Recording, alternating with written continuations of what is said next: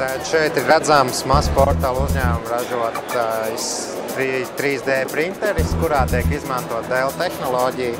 Būtībā tas ir atšķirīgā no tradicionāliem printeriem, ka šeit ir tāds 3 kājas, kas viņu kustina.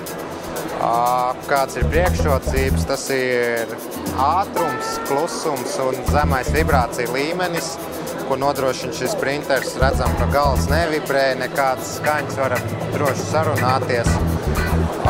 Kas vēl ir plus šai konstrukcijai, ka viņi ir veidot ļoti pamatīgi ar lielu, tā teikt, rezervi. Viņu, ja mēs gribētu, mēs varētu arī otrādi pagriezt. Redzēt, ka viņš turpina printēt, tāpēc tā konstrukcija ir veidot tāda pamatīga, lai viņam viss būtu tā precizitāte būtu ļoti augsta.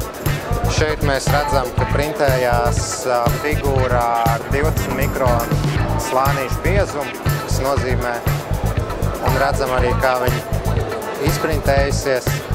Esam printējuši arī ar 6 mikronu biezu slānīti, taču klientiem piedāvājumā no 10 mikroniem līdz 30 mikronu slānīšu biezumā.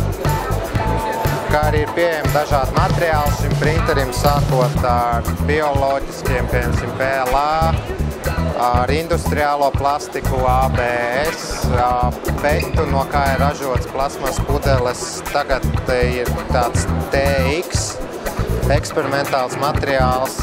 Tad ir parādījušies nesen arī elastīgie materiāli, kurus var locīt, spaidīt, viņiem nekas nenotiek. Un būtībā, jā, šo printeri ir noderīgs gan uzņēmumiem, kas veido kaut kādus prototipus, jaunas produktus, ir ērtāk no sākuma izprintēt no plasmasas un pēc tam veidot tālāk no metāla vai koku vai tam līdzīgi. Kā arī skolām viņš ir noderīgs bērniem veicinātu interesi par rasēšanu datorā, jo būtībā jebkuru modeli, kas ir uzrasēts datorā, var izprintēt, kas ietilpst šajos te izmēros.